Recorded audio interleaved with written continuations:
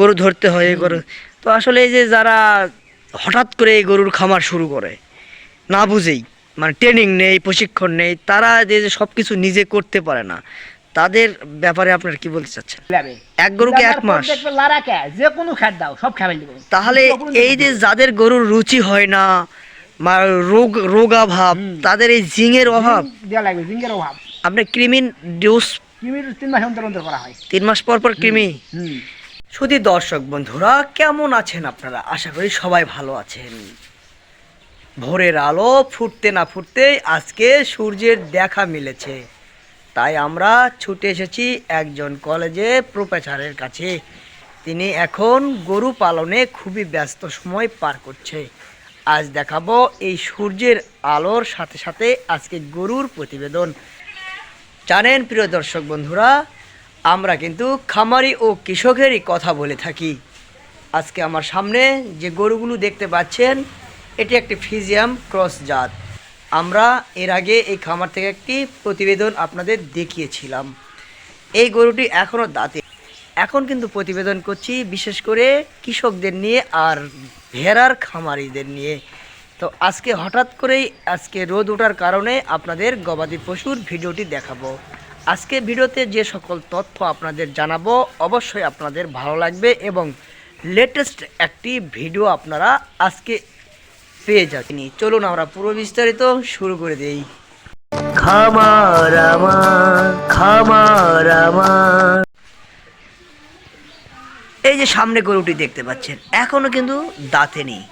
এই গরুটির মাশাআল্লাহ দেখুন, জমির খড় তো দূরের কথা, নাড়া পর্যন্ত খাচ্ছে।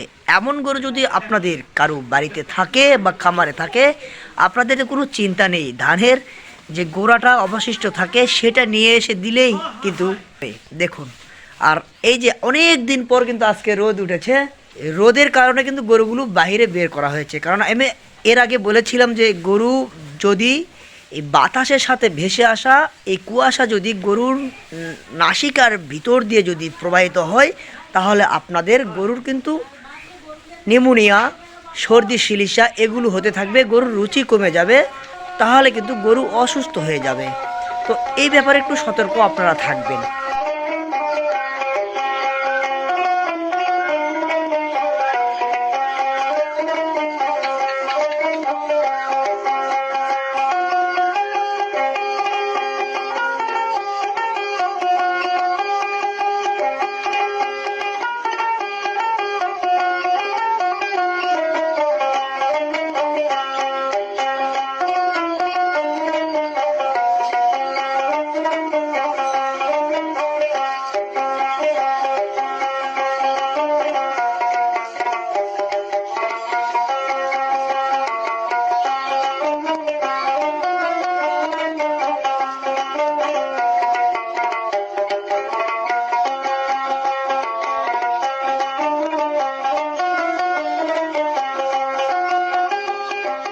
ও স্যার, কেমন আছেন স্যার? ভালো আছেন? তো এই যে নাড়াই খাচ্ছে আপনার গরু, তো এই যে কাটা লাগতেছে না? তো এই যে অনেক দিন পর যে রোদ উঠলো, কেমন লাগছে আপনার? না রোদ দুটো আসলে সবারই ভালো, গরু বকরি আলু সরিষা সব কিছু দিতে। তো এই যে আপনার বর্তমান গাভী কয়টা আছে? 5টা। 5টা। তো আপনি কিন্তু বলেছিলেন যে এর আগে একটা প্রতিবেদনে যে আমি অনেকগুলো গাভী করব। তো আস্তে আস্তে কি বেশি হচ্ছে কি? হ্যাঁ তখন ছিল আমার 2টা গাভী। আর কয় বছরের ব্যবধানে 5টা হলো? 2 বছর। 2 বছর। সেটা 22 সালে বোধহয় ছিল, না 23 সালে। যাই হোক, তো এই যে গরুতে শীতের সময় কীরকমভাবে যত্ন নিচ্ছেন একটু আমি যদি দেখাতে চাই যে শীতের সময় যত্নটা কীরকম নিতে হয়। শীতে আমি সেরকম যত্ন নিতে পারি না গরু বেশি হওয়ার কারণে, কারণ আমি গরু সবসময় গলেই রাখি আর সবসময় গোবর পরিষ্কার করে রাখি। মানে এই যে ঘরটা কুয়াশার সাথে ভেসে আসা বাতাসের সাথে, এগুলো তো গরুর ক্ষতি করে। ওইগুলো না রে, সেই জন্য গলেই রাখি দেয়। ঘর সবসময় বদ্ধ থাকতে হবে না? সবসময় বদ্ধ, ঘরটা যেন গরম থাকে। নেট দেওয়া আছে, মশারি দেওয়া, চাটাই সব আটকে একেবারে কোনোভাবে বাতাস যেন না যেতে পারে। তো যারা আসলে যে গরু টরু পালন করবে, যারা নতুন যারা বোঝে না, তারা কিন্তু এই যে আমি সেদিনকে এক জায়গায় যাবার সময় দেখলাম যে গরুকে একদম মাঠে কুয়াশার ভিতরে বেঁধে রেখেছে ঘাস খাওয়ার জন্য। ওই গরু হঠাৎ করে পড়ে যায়, পড়ে এলা তুলে পারবে না গরু, অসুস্থ হয়ে যাবে, অসুবিধা কাঁদতে কাঁদতে পড়ে যাবে গরু। এই যে আমার এই গরু এখন ওই ধরে কাউ কাঁদছে দেখো।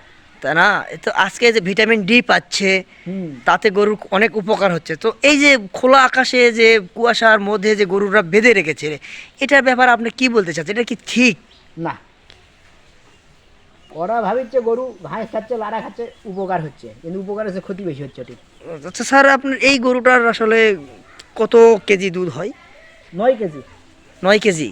বা আমি তো না জানতেই 10 কেজি বলেছিলাম, তো 9 না, কেজি। সেটা 9 কেজি আমরা দুয়ে নেই বাছুরের জন্য ইয়া ও করে। বাছুর আরো খায়, হুম। তো প্রফেশনালি ভাবে যদি দোয়ন করা হয় আরো তাহলে 10 কেজি পার হয়ে যাবে দুধ। বার হয়ে যাবে না?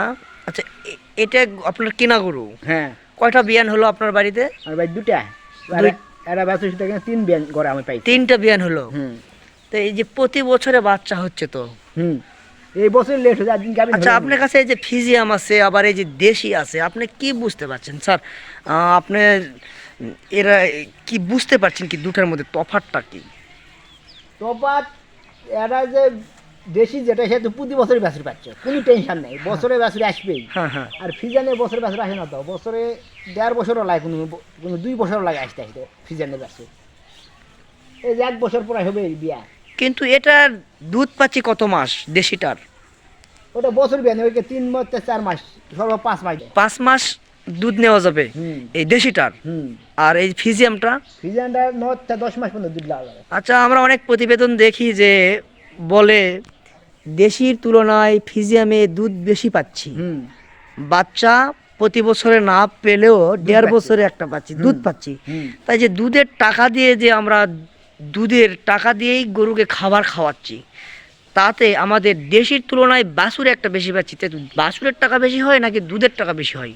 বাছুরের টাকা বেশি আসে, হ্যাঁ? দুধের টাকা ওই দেখাই যায় দুধ বেচা, দুধের টাকা জোড়া করুক তো 30 হাজার 40 হাজার জোড়া করুক তো, দেখি জোড়া খাবার নাকি। দুধ বিক্রি করে? হুম, কেউ জোড়া করতে পারবে না। তাহলে আপনার কাছে যে দেশি আছে ফিজিয়াম আছে, আপনি এখন কোনটাতে কি রকম ভাবে সুবিধা আপনি পাচ্ছেন? আমি কোনোটারই দুধ বেশি দেয়, সব দুধই বাছুর খাই সব। আচ্ছা, একটা যদি হিসাব আমরা করি যে আপনি একসময় কিন্তু কলেজের প্রফেসর ছিলেন, তাই না কি?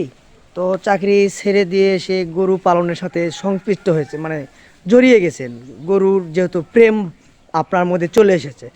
তো সেক্ষেত্রে আপনি দেশিতে প্রতি বছরে একটা করে বাছুর পাচ্ছি, আর দুধ খাচ্ছে, বাছুর তৈরি হচ্ছে, তাহলে বছরে একটি করে বাছুর যদি আমরা 50,000 টাকাও বিক্রি করি, হুম, আর ফিজিয়ামে যদি 1.5 বছরে দুধ পাচ্ছি কিন্তু 50,000 টাকার একটা বাছুর পাচ্ছি, তাহলে তাহলে লাভটা দেশিতে লাভ বেশি আসে। দেশিতে লাভ। আর দেশের অসুখ বিসুখ কিরকম হয়? অসুখ খুব সীমিত হয়ে যায়, আর ফিজিয়ামে? ফিজানের ওষুধ লাগাই থাকে সবসময় যায়। তাই? আচ্ছা, ওই যে আমরা সার একটা দেখতে পাচ্ছি, ওটা কোনটা? আর এটা এই যে এই যে। এটারই না? হুম, ওই সারটা এখন কিরকম দাম হবে? কয় মাস বয়স? ওর 8 মাস চলিচ্ছে। 8 মাস। কিরকম টাকা হবে? না, বাজার বলে পাব না কিরকম হবে ব্যান, এটা বাজার দেখা। আচ্ছা, 70-75 হাজার টাকা হবে। আর এই যে দেশি বাছুর যেটা, এই যেটা এই গাভীর বাছুর না? আচ্ছা, এটাও তো আমরা 50-এর নিচে তো পাচ্ছি না। তা হবেই, দাম রাখে 50 হয় না। তাহলে 50 আর হচ্ছে 60, 20,000 টাকা বাছুর বেশি হলো। কিন্তু গাভিন কি দুটাই আছে নাকি? না, দুইটা গাবিন হয়নি বাবা, এলা গাভিন হয়নি না? গাবিন হওয়ার লাগে এই ঠান্ডাতে ইয়ে হয় গেছে। তো আসলে যারা গরু পালন করেন, যে শীতের সময় কিন্তু গরু মানে হিটে কম আসে। হুম। তো এই যে শীতের সময় হিটে কম আসে, সেক্ষেত্রে কি সুষম খাবার কি দিচ্ছেন গাভীকে? আটা ভুসি, আটা ভুসি আছে অন্য তেমন দিনে। ময়দা আছে আর ভুসি আছে। ময়দা লয় কাটা, গমের আটা। আর গমের? হুম, আচ্ছা আচ্ছা স্যার, যে আপনি গমের যে ভুসিটা তৈরি করা হয়, এখানে তো ময়দা থাকে, আবার হুম, আবার ময়দাও দিচ্ছেন, তাতে কি এদের ইফেক্ট পড়ছে নাকি? না, ময়দা ওই শীতের সময় ময়দা দিলে ময়দা দিয়ে গরুর জীবনে এরকম থাকতো না, ময়দা দেওয়া গরু টিকা আছে। ময়দা দিতে হবে। ময়দা কত কেজি করে দেন আপনারা? ওটা কেজি হিসেব নেই বাবা, এক ভাড়া খাবার তৈরি করা। কিভাবে তৈরি করেন? মনে করো 1 বস্তা ভুসি, 1 বস্তা আটা, 1.5 বস্তাতে গুঁড়িয়া এরকম করে খাবার তৈরি করা আছে ওটা। তৈরি করেন না? হুম। তাহলে দিনে কত কেজি করে দিচ্ছেন এই 10 লিটার দুধের গাভীকে? ওই 1.5 কেজি মতো খাবার দিই। 1.5 দুধ হয় না, আমি দুধ নেই তো, দুধ বন্ধ হয়ে গেছে। দুধ বন্ধ হয়ে গেছে। তাহলে বাছুর সন্ধ্যার সময় অল্প অল্প খাই এখন, তো এই যে গরমের আশটাস পড়লে একটু আবার গরম আবার হয়। হিটে দিয়ে ব্যবস্থা করার লাগবে। তাই? এই আবার একটু পুষ্টি। মানে সবই হিট আসছে, রাত্রে লালসা ফুল জমি লালসা বলো, হুম। এখন সকালে বোধ হিট আসবে, এমন রাত্রে ঠান্ডা বলো, সব হ্যারাসে লাগছে বলো। শীতের এটাও চাই। শীতের সময় একটু হিটে কম আসে। হুম। তো এই যে আপনি এতগুলো যে গাভী 3 বছরে করলেন, আরো কয়টা আপনার টার্গেট ছিল? 30টা। 30টা। আচ্ছা, দোয়া করি আপনার জন্য। আপনারা যারা ভিডিওটি দেখছেন সবাই একটু দোয়া করবেন যে কৃষক এবং খামারিদের স্বপ্ন যেন সত্যি হয়। তো আসলে এই গরুগুলো আস্তে আস্তে আমরা 2টা দেখেছিলাম, 2টা থেকে এখন কিন্তু কয়টা আছে? 6। গাবি 5টা, দামরা 2টা। গাভী 5টা। আচ্ছা, আর বাছুর কীরকম, মানে বাছুরগুলো সব বিক্রি করে দেন নাকি? এর বছর কয়েক আগে বিক্রি করে দিলাম। তাই বাজার কীরকম এখন গরুর? বাজার খারাপ। শীতের কারণে খারাপ। শীতের লয়, সব জিনিসের দাম কমে যায়, গরুর দাম কম। আলুর দাম নেই, ধানের দাম নেই, গরুকে খ্যারের দাম বেশি, ঊর্ধ্বগতি গরু খাবারের দাম। সব মানে সবগুলোর দাম কমে যাচ্ছে, কৃষকের জিনিসের দাম কমে যাচ্ছে নাকি? যখন কিনতে যাচ্ছে তখন দাম বেশি। প্রত্যেক গরু 2 মাস 3 মাস পর পর 1 লিটার জিঙ্ক দাও, তাহলে সব গরু খাবে, সব খাবে। কিভাবে সেটা দিয়ে দিবে? জিঙ্ক পানি হাত দিয়ে দিবে। পানির সাথে হুম। জিঙ্ক কয় মিলি করে? তুমি 1 লিটার জিঙ্ক এনে মনে করে 1 মাস এক গরু খিলাবে। এক গরুকে 1 মাস? দেখবে লারা কে যে কোনো খাদ দাও, সব খাবে দিবে। তাহলে এই যে যাদের গরুর রুচি হয় না, রোগাভাব, তাদের এই জিঙ্কের অভাব দেওয়া লাগবে, জিঙ্কের অভাব। আপনি কৃমির ডোজ কৃমির 3 মাস অন্তর অন্তর করা হয়। 3 মাস পর পর কৃমি? এই যে কাল পয়সা হয়তো কৃমির ডোজ না দিলে কৃমির ট্যাবলেট দেবো। তাই এই 5-4 টাকা পাবো, চলে তো গাবি। আপনি নিজেই করেন সবকিছু? হ্যাঁ। তো কৃমির ইনজেকশন ডাক্তার দিয়ে করিলে, আর বাদ বাকি নিজে করে, ওটা চামড়াত কালা তো, ওটা নিজে করা যায় না। গরু ধরতে হয় এই গরু।